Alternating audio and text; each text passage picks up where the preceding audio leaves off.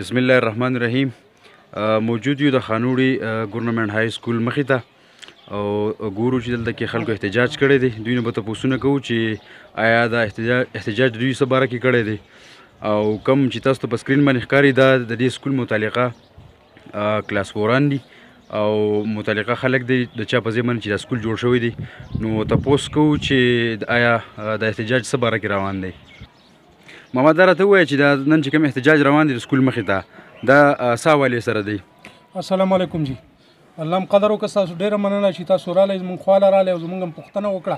زه هر شمدنه موږ د دې دپاره راوتي یو دا احتجاج موږ د دې دپاره کوو چې دا زموږ د پلار نیکه جایداد دی او اول د الله دی بیا پې تصرف زموږ شروع دی او په دې باندې موږ د هېڅ شا نه منو چې څوک راشي د حکومت نه زموږ دا خواست دی چې حکومت دې مهرباني وکړي موږ دې په دښمنۍ نه اړوي، موږ دې په دې خپل جایداد باندې نه وژني او په دې باندې چې اډر کوي نو زموږ به پې کوي، موږ پې بل سړی نه پرېږدو. په دې باندې چې څوک هم راځي هر څوک چې دی او دا دنیا آباد دی، دا پاکستان آباد دی، نو تر د هغې پورې موږ خپله اینم ورکو او بله مو ته نه پرېږدو. موږ بالکل دا د چامونو نه د حکومت نه هم دا خواست دی چې حکومت ته مهرباني وکړه، وژنه مه بې ځای مه وژنه او ته مهرباني وکړه دې لکه څوک رالیږي نو مې رالیږه.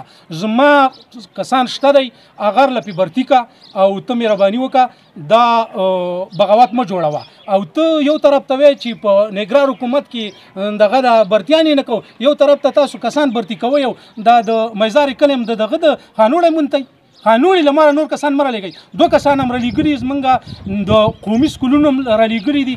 دا ذاتي زما د نکاح ډوکې دي، دې ته بالکل څوک نه پرېږدم. مشره دا راته ووایه دا نن چې کوم احتجاج روان دی نو دا څه حوالې سره دی؟ تاسو چې کوم دی موږ لږ بریف کوئ. اعوذ بالله من الشیطان الرجیم، بسم الله الرحمن الرحیم.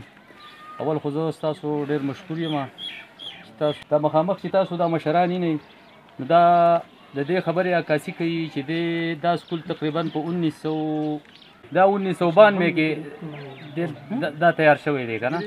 دا دې کسانو تقریبا 3 کسان یې هغوی له ځمکه ورکړي او به یې په دې کې د استبدادي کوم راتلونکی که زوی که وراري کار چې به یې پرې کې د هغه برتي وشي او تر هغې پورې بس موږ دا احتجاج شروع چې